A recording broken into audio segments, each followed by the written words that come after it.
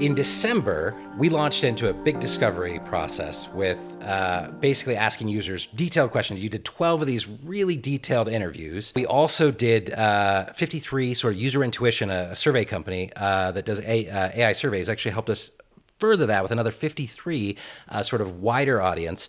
Along that same time, we had 1,250 people respond to an Anthropic sort of state of AI. All of these things sort of came together and really were what informed our ideas of a lot of what was going on. So let's start with what was in there that sort of surprised us? Yeah, one of the largest surprises that we found was that our participants are busy professionals, and it's the work that isn't the problem per se. It's the juggling work, and then managing the family at the same time. Yeah.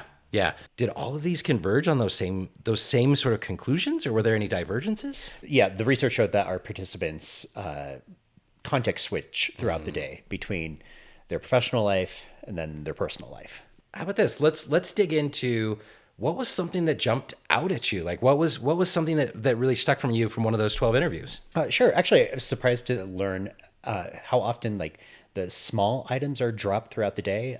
So it'd be things like following up on emails, sending invoices, finding new leads. It's the tasks that fuel the business that though individually or small, were dropped on a regular basis. Yeah.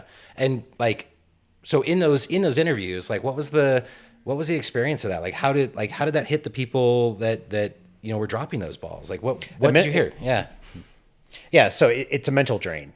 Yeah. So it's a significant mental drain trying to stay on top of maintaining relationships with your clients, and then also juggling in your family responsibilities.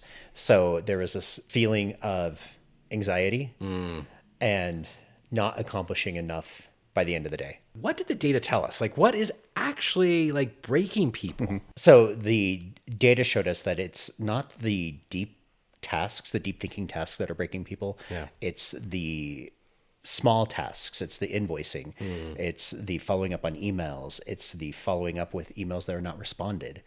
It's these items that accumulate throughout the day that weigh on our participants. Yeah. When you say it, I almost like picture like the browser tabs with like 8 things open, right? It's not the one where you're trying to actually compose the chapter for the book. It's actually all of the miscellany that goes with it, right? Sure. Yeah. And the data showed that our users get to the end of the day and they're not revisiting those tabs. Walk me through a specific participant or person in the interviews that you did, and sort of what did that look like for them on a day? Sure. One participant comes to mind that excels at their job, but they context switch all throughout the day between Zoom meetings, emails, invoicing, and then family responsibilities. The work itself isn't the problem. It's the tasks that accumulate and then fall through the seams. Yeah. And did you hear anything from them about how that made them feel, or like how like what was the impact? Largely, they feel defeated by the end of the day. The friction isn't the tasks. It's holding them all together in your head at the same time. Oof. So give me an example from those conversations where the consequences were real. Like it wasn't just sort of like ephemeral or stress, but like there was real downside or consequences to some of that sort of context switching. Sure. One example that comes to mind is that our participant is on a call and they receive an email mid-call. Yeah. They see that email. They mentally flag it that they'll follow up with that email at the end of the call. Yeah. The email is related to a client, and then the meeting ends, and then they move on throughout their day. More emails come in, and then they get to the end of the day and they realize they didn't follow up on a lead. Oh my gosh. So they basically maybe lost a client because they weren't keeping the sort of track of what they needed to, or? Exactly. It's not that it wasn't important. It's just that the workday was overwhelming. Yeah. All right. So losing a client, dropped balls. I mean, like we all have experiences with this. Like my wife told me, she's like, hey, I love you. I understand you're trying to do the right thing here, but when I give you something to do, it just kind of goes poof. Right. And so, and I've tried productivity tools. I think lots of our participants had. We're living in this golden age of productivity tools.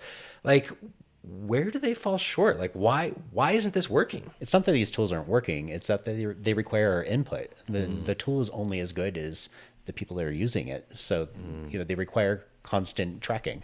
Yeah, there's a lot of care and feeding that has to happen for them to be able to do what they need to, right? Yeah, absolutely.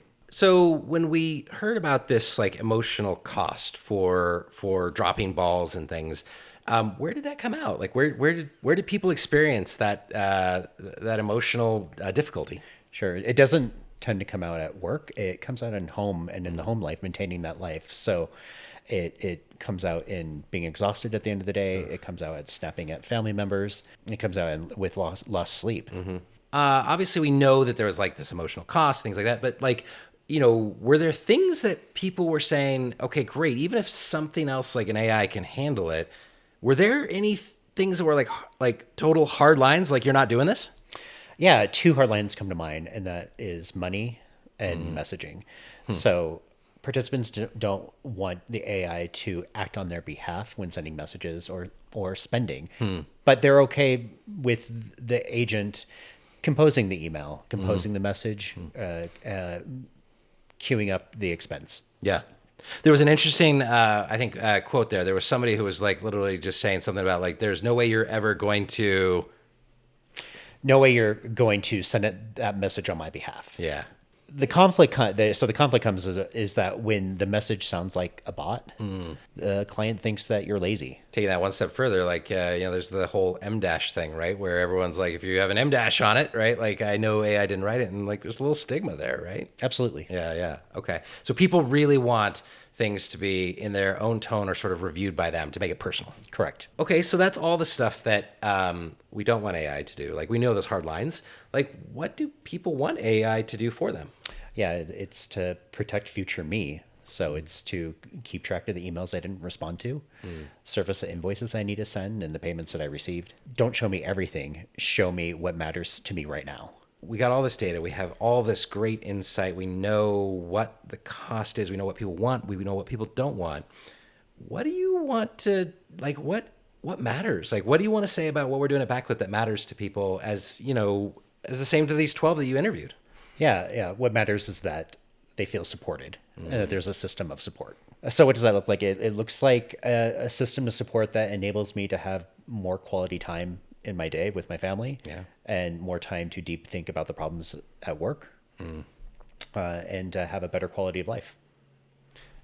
And the participants in our study, I mean, that's what they were asking for, right? Absolutely. Yeah. That's what they're seeking.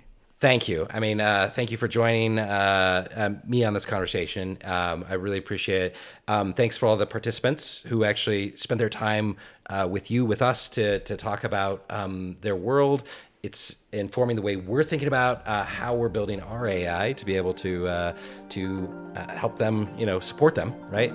So thank you, Christian, for talking to me about it today. Thank you. It's been a pleasure.